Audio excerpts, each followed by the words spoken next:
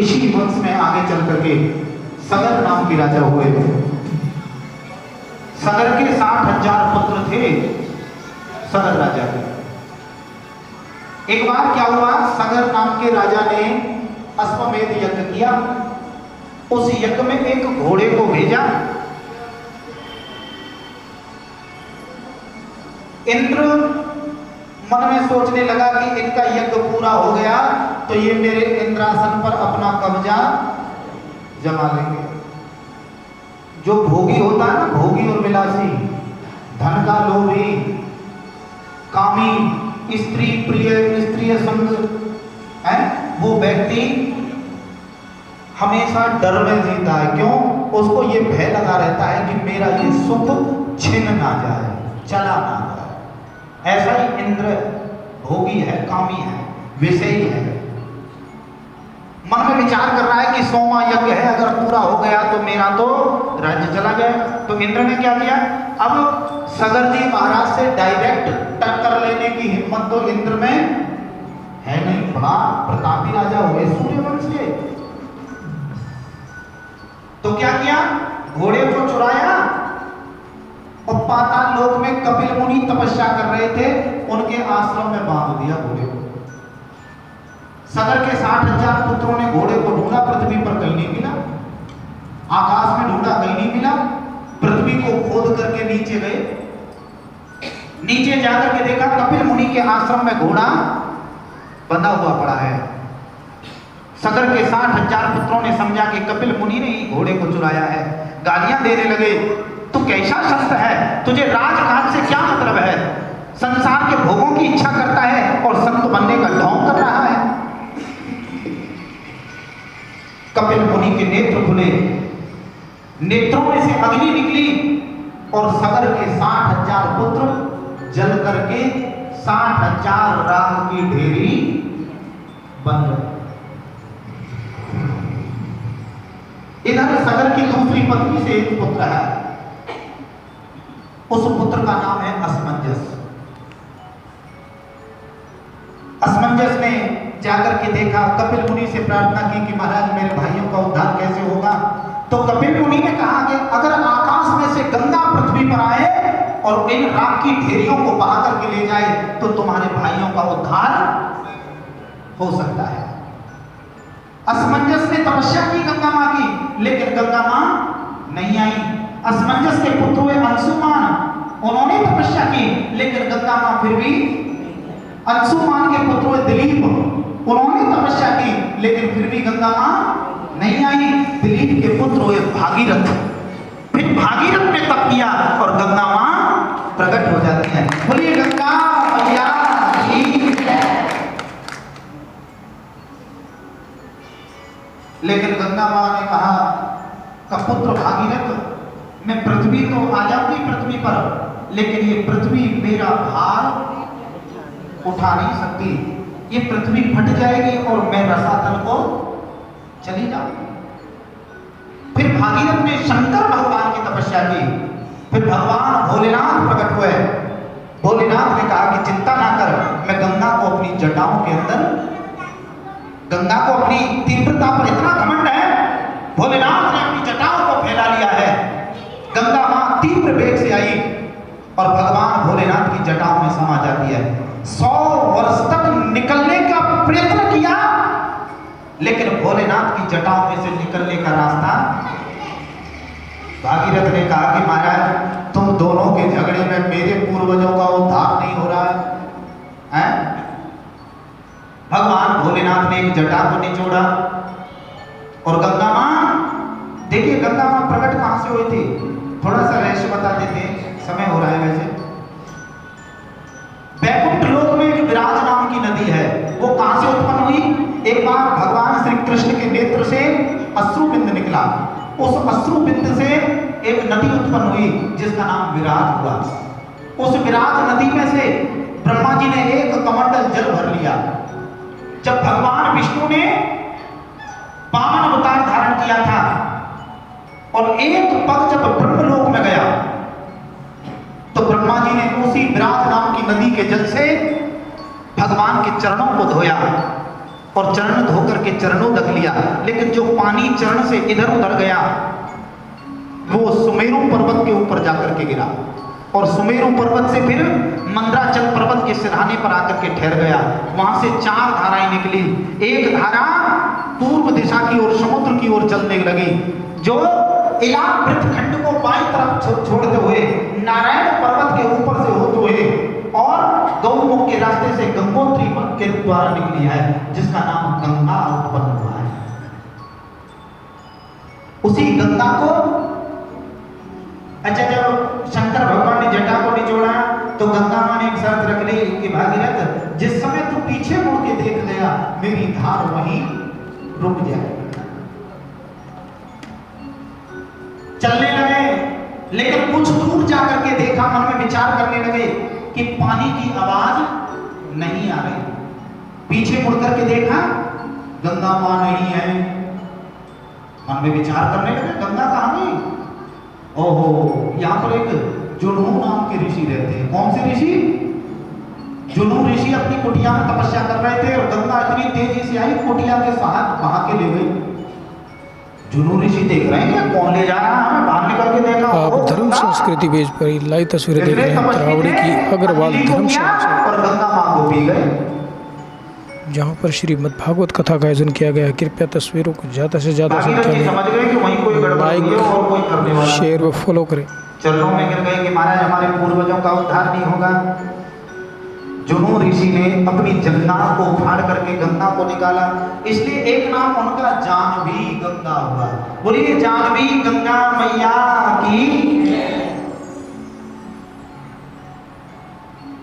और गंगा मैया गई पाताल में जाकर के सगर के 60,000 पुत्रों की राम की ढेरी को बहाया और उनका कल्याण हो गया।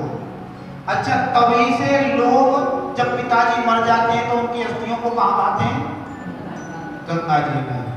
अब एक बात बताइए, असमंजस और भागीरथ इत्यादि को तो वरदान दिया था कपिल मुनि ने कि तुम्हारे पूर्वजों का उद्धार गंगा की धार से। तो जो लोग अब कलयुग में बहाने जाते हैं उनके पूर्वजों को भी वरदान दिया था क्या? है? क्यों? ये कौन सी प्रथा चलाई है? कहीं लिखा हुआ है किसी वेद शास्त्र पुराण में कहीं लिखा हो तो मुझे दिखाना, मुझे बताना कि अस्थियों को गंगा जी में विसर्जन करने से मुक्ति मिल जाती है। उससे तो गंगा जी का पानी दूषित और होता है। भैया यहाँ स्पष्ट आ रहा है, कपिल मुनि ने वरदान दिया था कि भैया भागीरथ ये असमंजस को कि अगर गंगा मैया आकर के तेरे भैयाओं की ढेरी को बहा करके ले जाए तो उनका कल्याण सबके लिए नहीं कहा। तो फिर गंगा मैया में स्नान करने से पापों से मुक्ति कब होती है? जब गंगा जी में स्नान करते हैं तो क्या फल मिलता है? हमारे पाप गंगा मैया बहा करके ले जाती है और समुद्र में जाकर के डाल देती है। लेकिन कब? सच्चाई से अवगत कराना मेरा कर्तव्य है। ऐसे नहीं कि तुमने सुबह पाप किए और शाम को जाकर के गंगा नहा लिए, पाप उतर गए ना। तो क्या भैया गंगा जी में स्नान करने से पापों से मुक्ति होती है, इसमें कोई दो राह कोई झूठ एक लेस मात्र भी नहीं है।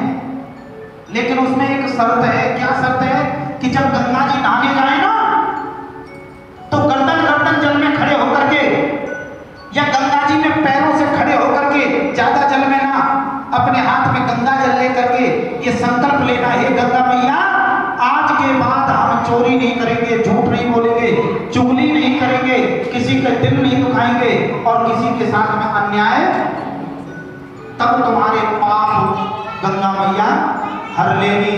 लेकिन आपने संकल्प किया है, अगर तुमने उस संकल्प को तोड़ा तो गंगा मैया आपके पापों को रिटर्न भी। और जहां हम बैंक में पैसा जमा करते हैं ना, कुछ ना कुछ ब्याज भी, तो ध्यान रख लेना। तुम अपने पापों को वहां जमा करके आए हो, कहां? गंगा जी के पास। अगर तुमने उस संकल्प को तोड़ा तो वो पाप तुम्हें ब्याज के सहित वापस। और मैं सच्चाई बता रहा हूं, कोई भी संकल्प नहीं करेगा। क्यों? अपने ऊपर भरोसा ही नहीं किसी को। चुगली करे बिन रह ही नहीं सकते। जब तक पड़ोसन की चुगली दूसरी पड़ोसन से ना कर दे तब तक तो भोजन ही नहीं करते, आनंद ही नहीं आता। माताओं की एक बात मैं बता देता हूँ, पुरुष 1000 किलोमीटर तक ट्रेन के डिब्बे में आमने सामने सीटों पर लेट करके चले जाते हैं, सामने कौन कहाँ का है उसके बारे में पता नहीं होता, 1000 किलोमीटर की यात्रा कर लेते हैं। और मैया 1 किलोमीटर चले जाए रिक्शा में बैठ के, दूसरे दो मैया, तो एक दूसरे पर दोनों मैयाओं को बायोडाटा अपने आप को है, उसकी सास कैसी है, उसकी ननद ऐसी है, फलाना ढेका, ये 1-2 किलोमीटर ज्यादा की। और पुरुष 2-4 हजार किलोमीटर चला जाता है, सामने कौन है इसके बारे में उसका नाम भी। तो क्या करें, इतना दिमाग इतनी है इसमें खपाते हो, इतना तुम भगवान के भजन में। तुलसीदास जी से उनकी पत्नी रत्नावली ने यही कहा था कि इतना हेत हरामते और इतनो हरते होए और चलो जाए बैकुंठ को तेरे पल्लो न पकड़े का। इतना तूने हेत इस मन को मेरे शरीर से लगाया, मुझसे इतना प्रेम किया, अगर इतना प्रेम तू परमात्मा से कर लेता। इतना अंधा हो गया था, लाश पर बैठ करके नदी को पार कर गया, रस्सी समझ करके सांप को पकड़ करके चौबारे पर चढ़ गया। और उसकी पत्नी अपने पिता माता भाई भाभी सब सो रहे थे, वही जगा दिया। अचानक अवाक रह गई, यहीं पर आ गए, मेरे पिता माता सब सो रहे, तुम्हें लज्जा नहीं आई? ओहो, तब कहा कि इतना हेत हराम से इतनो हरते होए और चलो जाए बैकुंठ को तेरे पल्लो न पकड़े होए।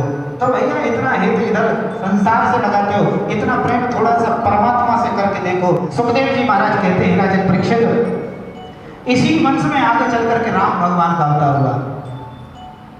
देखिए समय के अभाव के द्वारा इसलिए कथाओं को सूक्ष्म रूप से मैं कहकर के केवल 1 मिनट में कथा यहाँ पर कृष्ण अवतार होगा। भगवान राम ने क्या किया? भगवान राम ने मर्यादाओं का ध्यान रखते हुए, भगवान राम की कथा से हमें क्या शिक्षा मिलती है? भगवान राम ने अपने सुख को त्याग करके पिता की वचनों का पालन करने के लिए, पिता के 2 वचनों का पालन करने के लिए जो उनकी मां को देने थे, राम ने क्या किया? राजपाट राजा बनने वाले थे उसको त्याग करके। और आज का पुत्र क्या कह देता है? पिताजी ने दिए, पिताजी जाने। अरे मूर्ख, अगर पिताजी ना होते तो तू यहां कहां होता है? जो अपने बुजुर्गों का सम्मान नहीं करते, जो अपने माता पिता की सेवा नहीं करते, जो नारी अपने सास ससुर की देखभाल नहीं करती, वो चाहे दिन रात मंदिर में शंकर भगवान को ओम नमः शिवाय कह के लोटा चढ़ाए, कुछ नहीं होने वाला। मैं नहीं कह रहा। श्रवण कुमार का उद्धार कैसे हुआ? श्रवण कुमार जी क्या भजन करते थे ना? क्या किया? माता पिता की बताइए आपके सामने। रामचंद्र जी को मर्यादा पुरुषोत्तम क्यों कहते हैं? अपने पिता की आज्ञा का पालन किया, पिता के वचनों के लिए वन में गए, कितनी पीड़ा सही, कितने दुख सहे, कितने कष्ट सहे, लेकिन वन से लौट करके नहीं आए। रामचंद्र जी के जो जिनके लिए कैकेयी ने वनवास मांगा था वो तो राम थे, और जिनके लिए क्या मांगा? राज्य मांगा था, वो कौन था? भरत। उस भरत ने राज्य को नहीं लिया, अपने भैया राम की भक्ति की। इसका मतलब बड़ा भाई पिता के समान होता है, बड़ा भाई जैसे कहें उसकी आज्ञा का भी पालन करना चाहिए, लेकिन भाई पिता के समान आचरण करने वाला होना चाहिए। कलयुग में सब उल्टा सीधा, इधर गड़बड़ हो रहा है सब मामला। तो भगवान राम की कथा से हमें ये शिक्षा मिलती है। अच्छा देखिए, जब रामचंद्र जी वन को जा रहे थे तब सीता मैया से मना कर दिया, तुम मत चलो। सीता मैया ने कहा कि महाराज मैं तुम्हारी पत्नी हूं, और अर्धांगिनी कहा जाता है पत्नी को। क्या कहा जाता है? सुख में तुम्हारे साथ रही मैं, अब दुख आया तो तुम्हें छोड़ करके मायके चली जाऊं, तो फिर अर्धांगिनी कैसी? केवल सुख की इच्छा रखने वाली हूं मैं, तो तुम्हारे दुख में दुखी नहीं हूं, तो लोग क्या कहेंगे मैं कैसी पत्नी हूं, मैं तो साधारण नारी हूं। तो एक नारी को पति का सुख में नहीं दुख में साथ देने की जरूरत है। सुख में तो दुनिया साथ दे देती है, आदमी वो जो सुख दुख में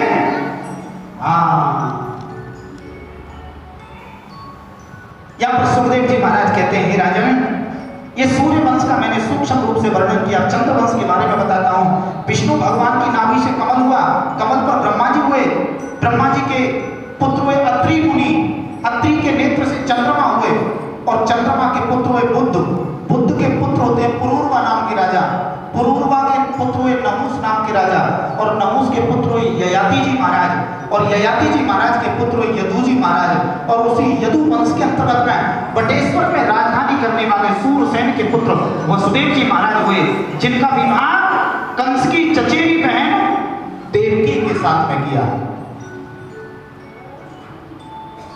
और कंस को आकाशवाणी हुई कि इसी की 8वीं संतान तेरा काल होगा। कंस ने देवकी वसुदेव को जेलों में डाल दिया, एक पुत्र हुआ उसको मार दिया, 2, 3, 4, 5, 6 पुत्रों को मार दिया। 7वें में स्वयं शेष जी महाराज आए, और शेष जी महाराज को योग माया के द्वारा देवकी के गर्भ से संकर्षण करके खींच करके और रोहिणी के गर्भ में स्थापित कर दिया। धीरे धीरे समय बीतता गया, भादों का महीना आया, अष्टमी तिथि है, कृष्ण पक्ष है, बुधवार का दिन है, रोहिणी नक्षत्र है, और अर्धरात्रि के ठीक 12 बजे भगवान श्री कृष्ण का अवतार हो जाता है। बोलिए कृष्ण कन्हैया लाल की।